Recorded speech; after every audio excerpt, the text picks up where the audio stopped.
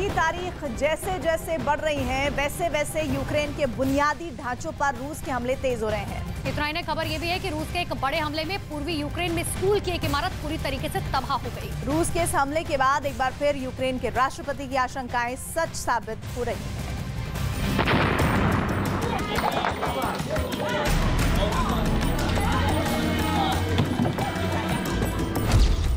Ukraine पर और तेज हुए हमले, रिहायशी इलाकों पर मिसाइल स्ट्राइक, हमले में ध्वस्त स्कूल की इमारत।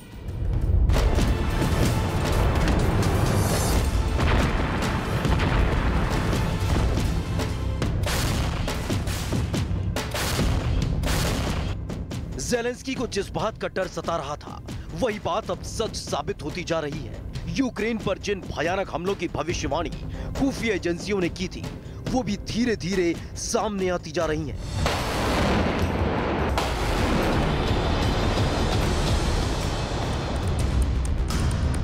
यूक्रेन में युद्ध जैसे जैसे खिंचता जा रहा है, वैसे वैसे पुतिन की सेना अपनी झल्लाहट मिटाने के लिए अब यूक्रेन को मनोवैज्ञानिक रूप से पस्त कर देने पर आमादा है। अब यूक्रेन के उन ठिकानों को टारगेट किया जाने लगा है जिनका इस्तेमाल यूक्रेन के लोग रोजमर्रा की जरूरतों के लिए करते हैं। पूर्वी यूक्रेन से आई तस्वीरों को देखिए। स्कूल की ये इमारत रूस के हमले में पूरी तरह तबाह हो चुकी है। दावा किया जा रहा है कि यूक्रेन के रिफ्यूजी इस स्कूल का इस्तेमाल किसी शेल्टर की तरह कर रहे थे। खबर है कि इस हमले में एक शख्स की मौत हो गई। Вера и правда. Я жил нормальной жизнью. Зачем мне этот русский мир? Зачем он мне нужен? Я жил прекрасно. Я в достатке все. Зачем оно мне надо? Я одетый, я обутый, все.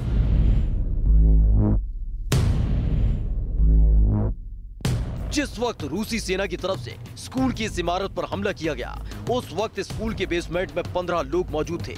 यही वजह रही कि उनकी जान बच गई, लेकिन बतौर गार्ड स्कूल की देखभाल करने वाली एक महिला को अपनी जान गंवानी पड़ी। रूस के इस हमले का शिकार हुए लोगों का दावा है कि रूस अब यूक्रेन के लोगों से चुन चुन कर बदला ले रहा है और इसके लिए रूसी सैनिक किसी भी हद तक जाने को तैयार है। Читал я в телеграме, это все ложь. Это все ложь. Читал, показывал в телеграме, как они ходят по дворам. Это самое, людей вызывают на голосование. Никто не выходил. Это я лично видел сам в телеграме. इस वक्त यूक्रेन के सिर पर साक्षात मौत नाच रही है।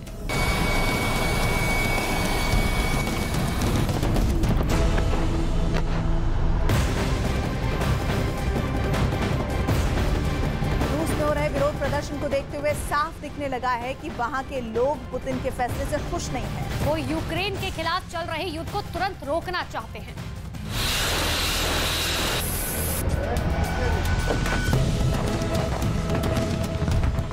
हर किसी को इस बात का डर सता रहा है कहीं अगला नंबर उनका ना हो, क्योंकि जिस तरह से रूस के सैनिक रिहायशी इलाकों को टारगेट करने लगे हैं, उससे लोगों में दहशत का माहौल लगातार बना हुआ है। क्योंकि लोग ये देख चुके हैं कि पुतिन की सेना कई इलाकों में पानी की सप्लाई को टारगेट कर चुकी है। कई इलाकों के पावर हाउस को निशाना बनाया जा चुका है। हाइड्रोलिक सिस्टम को भी ध्वस्त कर दिया गया है।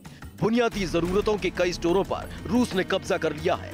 चुन चुन कर उन इलाकों पर स्ट्राइक की जा रही है जहां लोग छिपे हुए हैं। Я не знаю, что даже сказать. Уже ничего не хочется, да. Что я читала, смотришь, да.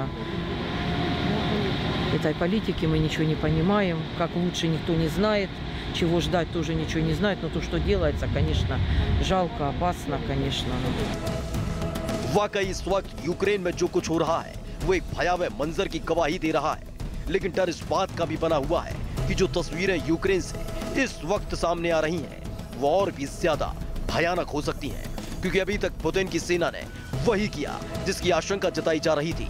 यूक्रेन के लिए राहत इस बात की है कि उसे लगातार अमेरिका और नाटो देश से मदद मिल रही है और इसी ढाल की बदौलत वो खुद के लिए एक रक्षा कवच तैयार कर पाया है।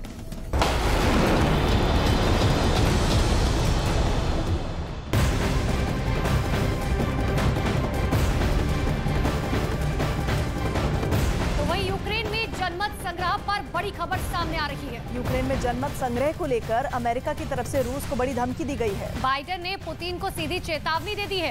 व्हाइट हाउस की तरफ से कहा गया है कि यूक्रेन पर कब्जा करने के प्रयासों को कभी मान्यता नहीं दी जाएगी और मॉस्को पर नए प्रतिबंध भी लगाए जाएंगे।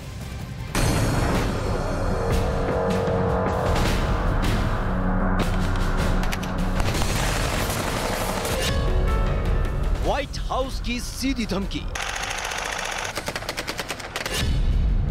बाइडेन की पुतिन को चेतावनी,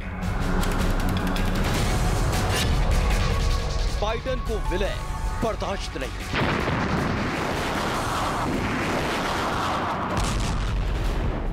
अमेरिका की तरफ से एक बार फिर से पुतिन को धमकी मिली है। फिर से रूस पर बड़े प्रतिबंध लगाने की तैयारी की जा रही है। इस बार बाइडेन भड़के हैं। यूक्रेन में जनमत संग्रह को लेकर व्हाइट हाउस से पुतिन को 2 टूक धमकी दी गई है। कहा गया है कि यूक्रेन पर कब्जा करने के प्रयासों को कभी मान्यता नहीं दी जाएगी और मॉस्को पर नए प्रतिबंध लगाए जाएंगे।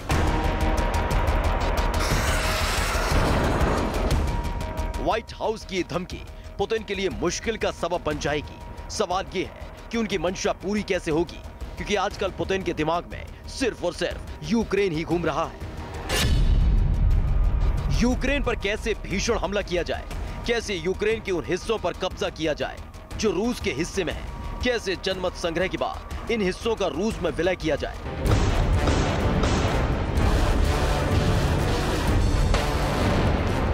पुतिन चाहते हैं कि 30 सितंबर को लुहांस्क, डोनेत्स्क, ज़पोरिज़िया और खेरसोन में हुए जनमत संग्रह के परिणामों की घोषणा के ऐलान के बाद यूक्रेन के इन हिस्सों का रूस में विलय कर देंगे।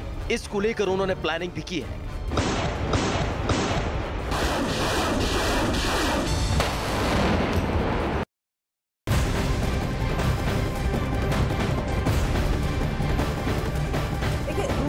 के हवाले से एक दावा किया जा रहा है कि पुतिन 30 सितंबर को संसद का संयुक्त सत्र बुला सकते हैं और इस सत्र के दौरान ही पुतिन यूक्रेन में हुए जनमत संग्रह की बात रखेंगे। पुतिन चाहते हैं कि बिना युद्ध यूक्रेन का 15% हिस्सा उनके कब्जे में आ जाए, लेकिन व्हाइट हाउस से आई धमकी के बाद पुतिन की ये मंशा पूरी होती नहीं दिख रही है। अगर पुतिन ऐसा करते हैं तो उनको इसका बड़ा अंजाम भुगतने की धमकी दी गई है। वहीं यूक्रेन के राष्ट्रपति ने भी संयुक्त राष्ट्र संघ से जनमत संग्रह को लेकर रूस को दंड देने की गुहार लगाई है। Дякував сьогодні президенту Ердогану за допомогу у звільненні наших людей з російського полону. Командири з Азовсталі, які перебувають в Туреччині, вже найближчим часом зможуть побачитись зі своїми рідними. यूक्रेन के 15% इलाके पर कब्जे की प्लानिंग करने वाले पुतिन के लिए एक मुश्किल वाली खबर है। अमेरिका ने एक बार फिर से यूक्रेन को 1.1 अरब डॉलर की सैन्य मदद देने का ऐलान किया है। अमेरिका की तरफ से ये मदद हथियारों की खरीद के लिए दी गई है। युद्ध में अमेरिकी हथियारों की बदौलत ही यूक्रेन की सेना रूस के वार पर भीषण पलटवार कर रही है, जिसका अंजाम ये रहता है कि पुतिन की सेना को या तो मौत मिलती है या फिर उल्टे पांव भागना पड़ रहा है। Вели широке коло питань – політичні, фінансові, оборонні, енергетичні. В оборонній тематиці я підкреслив наше очікування системи протиракетної оборони від Німеччини. Дякую за готовність допомогти з ППО. Предметно обговорили й інші пункти. व्हाइट हाउस से कितनी भी धमकी मिल जाए, यूक्रेन की कितने भी सैन्य मदद मिल जाए, नाटो देश कितने ही प्रतिबंध क्यों न लगा ले, पुतिन को जो मन में आता है उसे जरूर करते हैं। अब वो जनमत संग्रह के जरिए यूक्रेन पर कब्जा करने की फिराक में है, लेकिन पुतिन के इस फैसले का बुरा इफेक्ट होगा। युद्ध और खतरनाक मोड़ पर पहुंच जाएगा।